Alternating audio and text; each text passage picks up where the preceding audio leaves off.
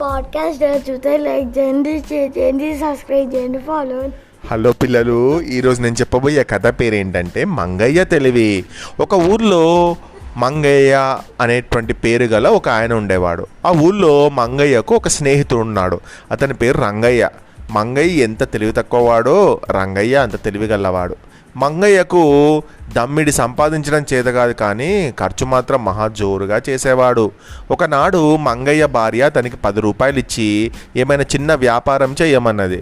ఆ 10 రూపాయలు తీసుకొని రంగయ్య ఏమి సలహా ఇస్తాడో కనుక్కుందామని అతడి దగ్గరకు వచ్చాడు. వచ్చి ఇలా అంటున్నాడు, రంగయ్య, నా భార్య నాకు 10 రూపాయలు ఇచ్చింది వ్యాపారం చెయ్యమని. ఏం వ్యాపారం చెయ్యమంటావు అని అడిగాడు. నేను ఒక మంచి వ్యాపారం చెప్తాను, అట్లా కనుక చేశావా మంచి లాభం వస్తుంది అన్నాడు రంగయ్య. ఆ వ్యాపారం ఏమిటో నాకు చెప్పు అని తొందర పెట్టాడు మంగయ్య. వ్యాపారం అంటే మరేం లేదు, మా గుర్రం నిన్న గుడ్డు పెట్టింది. దాని 20 రూపాయలకు వీరయ్య అడిగాడు. నీ కాబట్టి 10 రూపాయలకు ఇస్తాను. ఆ గుడ్డు నువ్వు పక్కలో పెట్టుకొని పడుకుంటే 10 రోజుల్లో మంచి గుర్ర పిల్లలు అవుతుంది. గుర్రం గుడ్డు పెట్టిందా? ఇదేంటి, గుర్రం గుడ్డును పక్కన పెట్టుకుంటే 10 పిల్లలు అవుతాయా అని ఇట్లా అబద్ధం చెప్తున్నాడు. ఈ విషయం అర్థమైందా రే అంశ్? అంటే వీడు తెలివి తక్కువ వాడు కదా అనగానే రంగయ్య చెప్పినటువంటి మాటలు నిజమే అనుకొని అలాగా అయితే నాకు ఇవ్వవా అది? అప్పుడు నువ్వు దాన్ని 50 రూపాయలకు అమ్ముకోవచ్చు, 40 రూపాయలు నీకు సులభంగా లాభం దొరుకుతుంది అన్నాడు రంగయ్య. గుర్రం ఎక్కడైనా గుడ్డు పెడుతుందా? పిచ్చి మంగయ్యకి ఈ మాత్రం లోక జ్ఞానం కూడా లేదు. నిజంగా లాభం వస్తుంది కదా అనుకొని 10 రూపాయలు రంగయ్య చేతిలో పెట్టి గుర్రపు గుడ్డు ఇవ్వమన్నాడు. రంగయ్య ఇంట్లోకి వెళ్ళి ఒక బూడిద గుమ్మడికాయకు బాగా సున్నం పూసి తీసుకువచ్చి మంగయ్యకి ఇచ్చి, ఇగో ఇదే గుర్రపు గుడ్డు తీసుకొని వెళ్ళు అన్నాడు. మంగయ్య దాన్ని నెత్తిన పెట్టుకొని బయలుదేరాడు. ఆ దారిలోనే ఒక పెద్ద అడవి ఉన్నది. అడవి మధ్యలో నుంచి వెళ్తుండగా పెద్ద మర్రి చెట్టు వేరు కాలికి తగిలి మంగయ్య ధబేల్న ముందరికి పడ్డాడు. దాంతో మంగయ్య నెత్తిలో ఉన్న గుమ్మడికాయ కింద పడి పగిలిపోయింది. గుమ్మడికాయ కింద పడి పగిలిన శబ్దానికి అక్కడే పొదల్లో ఉన్న కుందేలు భయపడి పరిగెత్తడం మొదలుపెట్టింది. ఆ కుందేలుని చూసి మంగయ్య, అరే గుడ్డు పగిలి గుర్రం పిల్ల పరిగెత్తుకుపోతుందే అనుకొని పట్టుకుందామని కుందేలు వెంట పడ్డాడు. కానీ కుందేలు అందకుండా పారిపోయింది. ఇంటికి వచ్చి ఈ సంగతంతా భార్యతో చెప్పాడు. భార్య అన్నది, ఓ పిచ్చి మొద్దు ఉన్నావు కదా నువ్వు, ఎక్కడైనా గుర్రం గుడ్డు పెడుతుందా అని మంగయ్యను తలవాచేటట్టు చివాట్లు పెట్టేసింది. మరునాడు మంగయ్య భార్య, 10 రూపాయలు తగలేశావు, ఇంట్లో దమ్మిడి కూడా లేదు, ఎక్కడికైనా దొంగతనానికి పో అన్నది మంగయ్యతో. సరేనని తల ఊపి సరాసరి రంగయ్య ఇంటికి వెళ్ళి, రంగయ్య నా భార్య దొంగతనానికి పొమ్మంది, ఎక్కడికి పోదాం అని అడిగాడు మంగయ్య.